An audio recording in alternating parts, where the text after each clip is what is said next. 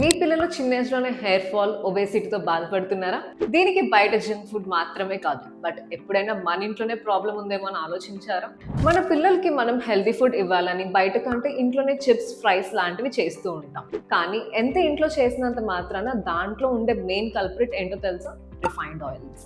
వీటిలో ప్యాకెట్ మీద చూపించినట్టు ఏమి న్యూట్రియంట్స్ అసలు ఉండవు. ఎందుకంటే దీన్ని హై హీట్లో ప్రాసెస్ చేస్తారు కాబట్టి. కెమికల్స్ తో బ్లెండ్ చేసి చీప్ సబ్స్టిట్యూట్స్ ని యూజ్ చేస్తారు.